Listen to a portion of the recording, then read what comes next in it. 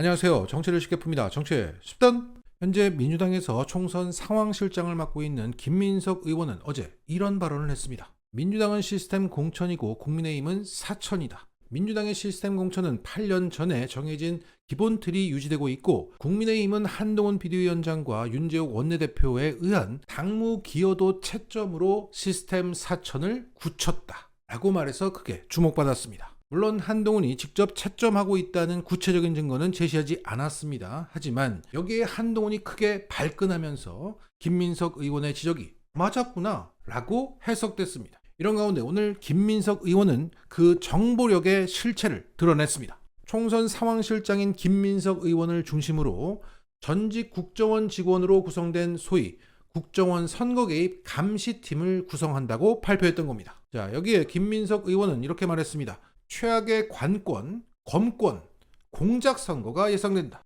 상황실에 국정원 선거 개입 감시팀을 구성해서 과거 댓글, 총풍, 북풍 같은 선거 공작에 대비하겠다. 그러면서 이 팀의 팀장은 총선 영입 인재인 박선원 전 국정원 1차장이 맡고, 팀원은 최소 5명인데 저는 25년 이상 국정원 경력자라고 하면서 이렇게 말했습니다. 과거 국정원의 하얀방 고문과 재외국민 선거 개입을 고발했던 전 해외 공작관, 국정원 재외선거 여권 공작을 고발했던 전 해외 공작관, 국정원 공금횡령 사건을 고발한 전 해외 공작관 등 경력자들로 최소 5명이다. 앞으로 국정원 선거 개입 제보를 수집, 조사, 고발하는 활동을 할 것이다. 선거 공작에 관련된 가능성이 있는 국정원 직원이 있다면 심사숙고해야 할 것이다 라고 경고했습니다. 그러면서 이런 말도 했습니다. 이미 대통령이 직접 관건 선거의 최전선에 나섰고 공정한 관리를 기대하기 어려운 상황으로 보고 있다. 당 후보들이 불균형한 선거 관리 아래 조금의 트집도 잡히지 않도록 예방도 하겠다. 자, 이런 정권도 처음이지만 이런 야당도 처음입니다. 너희만 국정원 있냐? 우리도 국정원 있어. 까딱하면 까방이야. 이거 아닙니까? 자, 이러한 국정원 OB 출신들의 정보력과 노하우, 내부 고발하는 강단과 그 억하 심정을 바탕으로 공격도 하고 수비도 하겠다는 뜻을 분명히 하면서 정부 여당의 관권 선거에 경고장을 날렸습니다. 역시 위기 안에 기회가 있습니다. 선거 개입 위기가 있지만 그 안에 탄핵할 기회도 있는 겁니다. 잡아냅시다! 다음 뉴스. 오늘 언론들은 이재명 대표와 김혜경 여사가 법원에 나란히 출석했고 모두 혐의를 부인했다는 제목을 약속이라도 한 듯이 뽑고 있습니다. 이런 악의적인 제목 장사에 더 어이가 없는 것은 실제 법정에서 나온 이야기들입니다. 10만 원짜리 기소를 당한 김혜경 여사에 대해서 검찰은 다음과 같은 공소장을 법정에서 읽었습니다.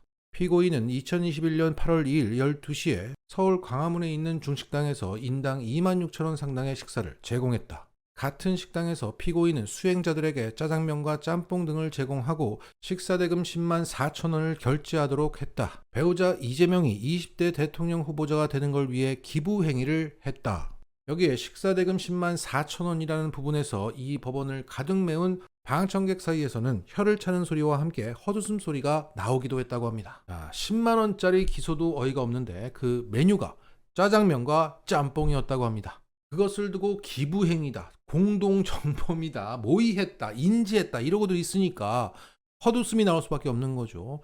그럼에도 검찰은 진지하게 이렇게 말했다고 합니다. 2010년부터 공직선거에 출마한 이재명의 배우자로서 후보자, 배우자 등이 공직선거법에서 기부행위 제한을 위반하는 경우 이를 처벌하도록 하고 있다는 사실을 익히 알고 있었을 것이다. 당내 경선 일정 도중에 배우자가 국회의원 배우자 등이 참석한 모임에서 선거에 미친 영향력이 적지 않다. 경기도의 공적 자금으로 기부했다. 범행이 가볍지 않다. 6명의 짜장 짬뽕값 10만 원이 경기도의 공적 자금이야. 범행이 가볍지 않아. 대단합니다. 여기에 김혜경 여사 측 변호인은 이렇게 반박했습니다. 검찰 주장대로 김 씨는 여러 차례 선거를 경험했다. 선거법 위반 소지가 없도록 대접하지도 않고 대접받지도 않는다는 확고한 원칙을 가지고 있었다. 후보 배우자로서 수많은 식사 모임을 가지면서도 한 번도 대신 내거나 받은 적이 없다.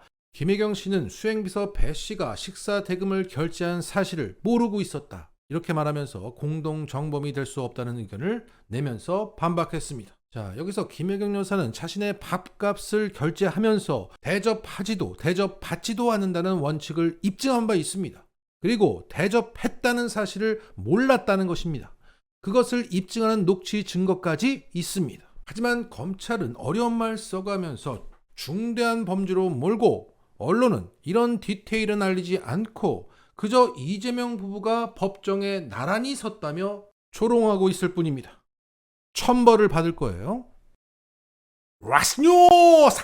오늘 국힘의 홍문표 의원이 자신의 지역구인 충남 홍성 예산에서 무소속 출마할 것을 예고했습니다. 앞서 홍문표 의원은 용액관인 강승규 전 대통령실 사회수석과 경선을 앞두고 있었는데 돌연 경선 포기 선언을 했습니다.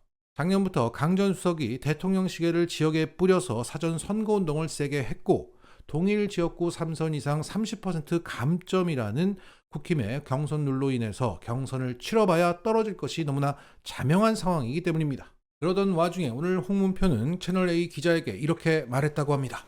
이 당에 존재하느냐, 무소속으로 출마하느냐, 타당으로 내가 입당해서 내 소신을 밝히느냐, 세 가지 중에서 무소속의 무게를 두고 있다. 자, 국힘을 탈당해서 무소속 출마로 이 지역을 3파전으로 만들겠다라는 겁니다. 앞서 민주당은 이 지역구에 양승조 전 충남지사를 전략 공천한 바 있습니다. 자, 말 그대로 전략적인 공천이 되어버렸네요.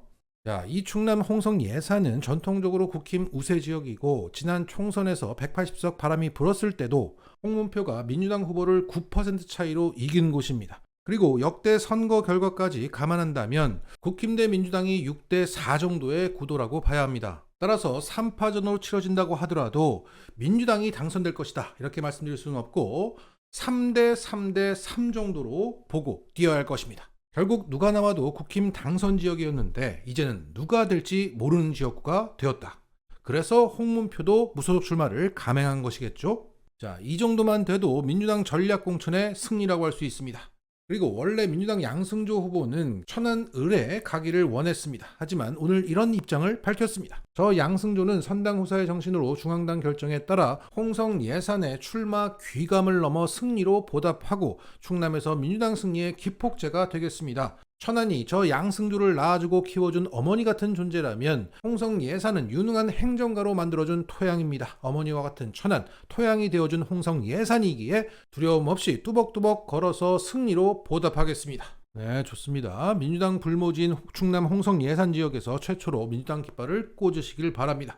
자, 앞으로 주목되는 것은 홍문표의 캐비넷이 언제 열릴까? 캐비넷이 열려도 그가 무소속 출마를 감행할 수 있을까? 여부입니다. 그런데 흥미로운 것은 이 지역구는 누가 될지 모른다는 겁니다. 누가 될지 모르기 때문에 그 욕망을 쉽게 접을 수 없다. 홍문표 화이팅! 자, 국힘의 피바다에 귀감이 되어주시기 바랍니다.